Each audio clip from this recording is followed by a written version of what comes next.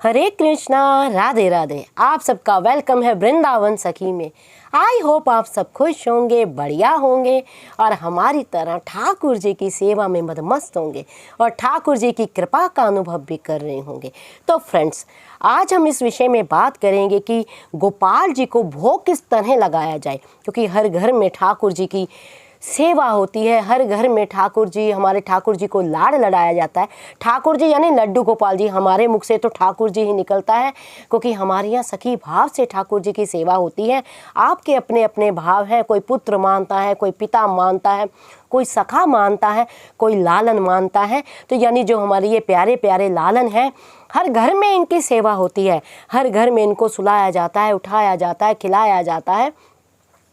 क्योंकि आप लोगों के मुझे काफ़ी कई बहनों के, कई भाइयों के आए कि दीदी हम अगर ठाकुर जी को भोग लगाएं तो भोग लगाने की क्या तरीका है, क्या विधि है, किस प्रकार भोग लगाना चाहिए। तो आज हम इस विषय में बात करेंगे।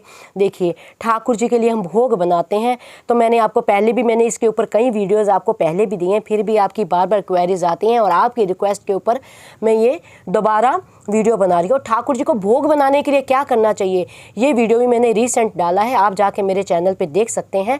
अगर नहीं देखा है तो मैं डिस्क्रिप्शन में इसका लिंक दे दूँगी, आप जाके देख सकते हैं। अब प्रश्न ये उठता है कि हम अपने गोपाल जी को भोग किस तरह लगाएं।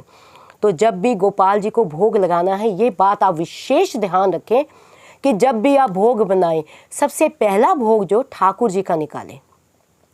ये नहीं है कि हाँ हस्बैंड ने ऑफिस जाना है, बड़ी जल्दी है, पहले उनको दे दो, बाद में गोपाल जी को दे देंगे, या बच्चों ने स्कूल जाना है, पहले फटाफट बच्चों को दे दो, बाद में गोपाल जी को दे देंगे। ये कार्य करना बिल्कुल गलत है।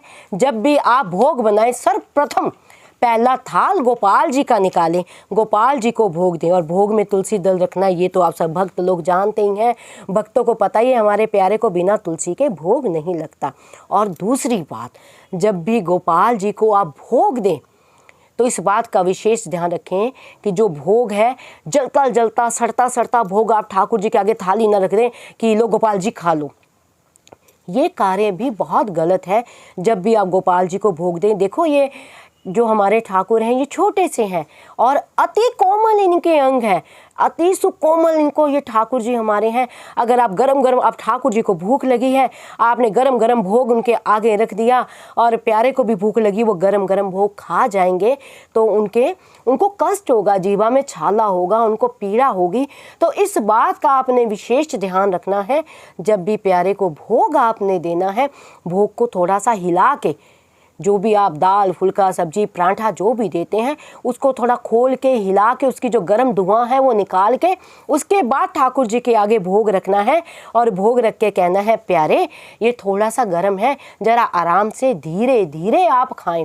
तो इस बात का विशेष आपने ध्यान रखना है। और तीसरी बात, आपने जब भी ठाकुर जी को भोग देना है तो हम लोग क्या करते हैं कि हमें जल्दी होती है, एक औपचारिकता हम लोग रखते हैं। हम ठाकुर जी के प्रति प्रेम नहीं रखते, भाव नहीं रखते, हम औपचारिकता रखते हैं कि ठीक है लड्डू गोपाल जी घर में है, इनको भोग देना है, फटाफट भोग बनाया रख दिया।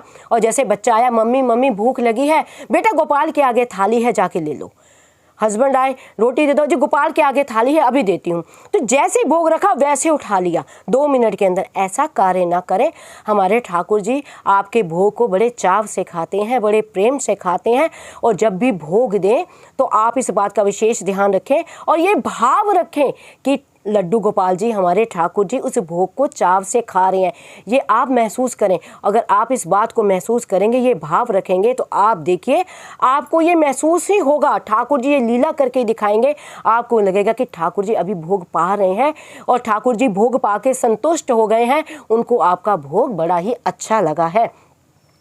मतलब कहने का भाव है कि जब भी आप ठाकुर जी को भोग दें तो जल्दबाजी ना करें, जल्दी ना करें। और मेन विशेष बात जो भोग में होनी चाहिए, ठाकुर जी को जब भी भोग दें पर्दा लगा के दें, क्योंकि हमारे प्यारे को छिप छिप के खाने की आदत है, किसी के सामने नहीं प्यारे खाते हैं। अब भोग आपने ठाकुर जी के आगे रख दिया है और सामने आप बैठे हैं या आपकी फैमिली बैठी है, तो प्यारे खा नहीं पाएंगे। उनको आदत है, आपने यशोदा मैया की भी सुना होगा आपने, अगर आप भागवत सुनते हैं, ठाकुर जी की लीलाएं सुनते हैं, तो ठाकुर जी गोपियों के घर में भी जब जाते थे तो क्या गोपियाँ ठाकुर जी को खिलाने के लिए मना करती है जब ठाकुर जी खाने जाते? लेकिन नहीं, ठाकुर जी को चोरी करके खाने में आनंद आता था। तो ठाकुर जी मटकी उठाते थे, लेके कबाड़ के पीछे छिप जाते थे, वहाँ बैठ के खाते थे। इसी प्रकार यशोदा मैया जब माखन काटती थी, ठाकुर जी माखन का लौंदा लेते थे। लौंदा यानी लड्डू, जिस प्रकार आप ये देख रहे हैं ना, इसको ब्रज भाषा में लौंदा कहा जाता है, माखन का। तो ठाकुर जी माखन का लड्डू लेते थे और लेके अपना मटकी लेके किवाड़ के पीछे यानी दरवाजे के पीछे बैठ के आराम से चाव से खाते थे। बाल, और अकेले नहीं खाते थे, बाल गोपालों को भी बुलाते थे, तोते मोर बंदर सबको लूट लूट खिलाते थे ठाकुर जी। तो कहने का भाव है, जब भी ठाकुर जी को भोग दें, आगे पर्दा लगा दे और कहें जय जय, भोग पा लीजिए प्यारे, ये आपके लिए भोग हमने बनाया है। तो ठाकुर जी को भोग इत्मीनान से खाने दीजिए, तसल्ली से भोग पाने दीजिए। जब थोड़ी देर बाद आपको लगे कि अब मेरे प्यारे का पेट भर गया है, तो ये भी नहीं जाके धर्म से थाली आपने उठा लेनी है, ये कार्य भी गलत है।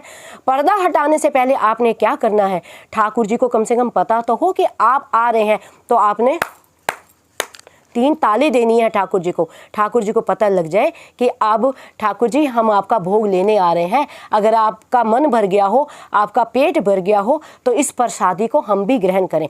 तो जो ठाकुर जी का भोग है, वो भोग आपने अपने भोजन में मिलाना है, उसको प्रसाद रूप आपने पाना है।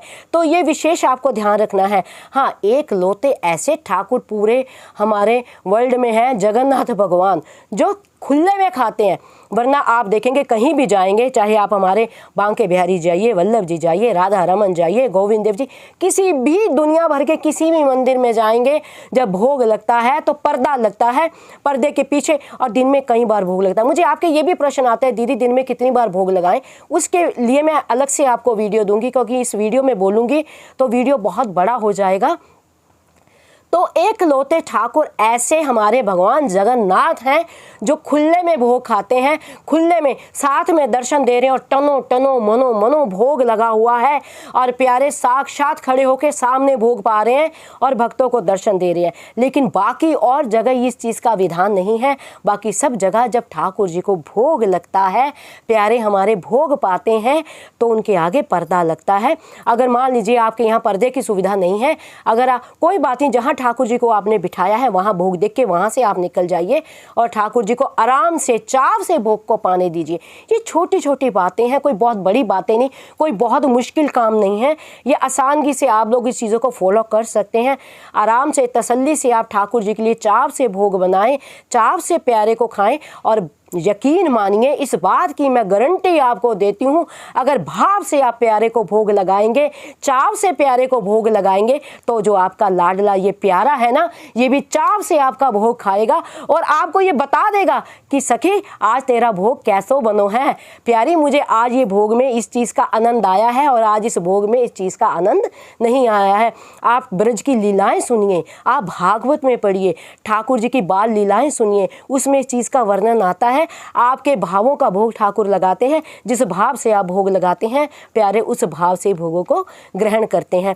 तो आई होप आपको पता लग गया होगा, आपकी जो जिज्ञासा है उसका उत्तर आपको मिल गया होगा कि ठाकुर जी को भोग किस प्रकार लगाया जाए। तो बहुत सरल सी बात है, मैंने आपको बड़े ही आसान तरीके से आपको बताई है। तो आपने ठाकुर जी को इसी प्रकार से भोग लगाना है। अगर आपके मन में कोई और भी जिज्ञासा है, कोई और भी क्वेरी है, तो आप मुझे कमेंट बॉक्स में लिखिए। जितना मैंने अध्ययन किया है, जितना मैंने पढ़ा है, जितना मैंने रसिकों का संग किया है, जितना मैंने संतों की वाणी से सुना है और जितना इस प्यारे प्राण प्रीतम के प्रेम में पाया है, उसके अकॉर्डिंग ही आपके प्रश्नों का मैं उत्तर देने का प्रयास करती हूँ। अगर आपके मन में कोई भी क्वेरी है तो आप मुझे लिखिए, मैं जल्द ही उसका उत्तर आपको दूँगी। और देखिए, मैं सबके प्रश्नों का उत्तर देती हूँ, लेकिन आप थोड़ा सा सब्र कीजिए। सबके प्रश्नों का उत्तर मिलेगा, लेकिन थोड़ा समय लगता है। कहीं तो थोड़े क्रोधित हो जाते हैं, दीदी आप हमारे प्रश्न का उत्तर नहीं देती हो, सबके प्रश्नों का उत्तर देती हूँ। तो इसके लिए मैं आपसे क्षमा मांगती हूँ। मैं सबके प्रश्नों का उत्तर देती हूँ, लेकिन थोड़ा समय लगता है। तो आई होप आपको ये वीडियो अच्छा लगा होगा। अगर आपको ये वीडियो अच्छा लगा हो, ये प्यारे प्यारे हमारे श्याम सुंदर आपको अच्छे लगे हों, तो इस वीडियो को लाइक करना, शेयर करना, सब्सक्राइब करना ना भूलें। हरे कृष्णा, राधे राधे।